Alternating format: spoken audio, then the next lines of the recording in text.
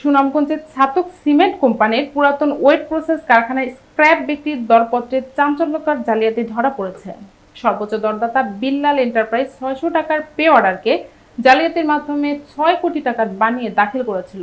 বিষয়টি যাচাই করে নিশ্চিত করেছেন কোম্পানির পরিচালক মোহাম্মদ আব্দুর রহমান। সুনামগঞ্জ থেকে মোহাম্মদ আবু বকরের পাঠানো রিপোর্টে থাকছে বিস্তারিত। ঘটনার সত্যতা নিশ্চিত হওয়ার পর বিল্লাল এন্টারপ্রাইজের দরপত্র বাতিল ঘোষণা করা হয়েছে এবং জালিয়াতির অভিযোগে আইনগত ব্যবস্থা নেওয়ার প্রস্তুতি চলছে। সংশ্লিষ্ট ব্যাংকের শাখা প্রধান জানিয়েছেন, মূল পে অর্ডারটি ২১ মে এক ব্যক্তি মাত্র ৬০০ টাকায় সংগ্রহ করে। পরে সেটি ডিজিটালি সম্পাদনা করে ৬ কোটি টাকার পে অর্ডার বানিয়ে দরপত্রে জমা দেওয়া হয়। ঘটনার পর দ্বিতীয় সর্বোচ্চ দরদাতা হিসেবে বিসমিল্লাহ সোনালী চেলা ইঞ্জিনিয়ারিং বর্তমানে শীর্ষস্থান অর্জন করেছে। তাদের প্রস্তাবিত দর ছিল ৭১ কোটি ১ লাখ টাকা। সিসিএল পরিচালিত দরপত্র আহ্বানে ৫৭টি প্রতিষ্ঠানের মধ্যে ৮টি প্রতিষ্ঠান দরপত্র দাখিল করে। সবার উপস্থিতিতে স্বচ্ছভাবে দরপত্র খোলা হয়। সর্বোচ্চ দরদাতা বিল্লাল এন্টারপ্রাইজ ৭৫ কোটি ৫,৫০,০০০ টাকায় দর দেয়, যা এখন বাতিল বলে গণ্য।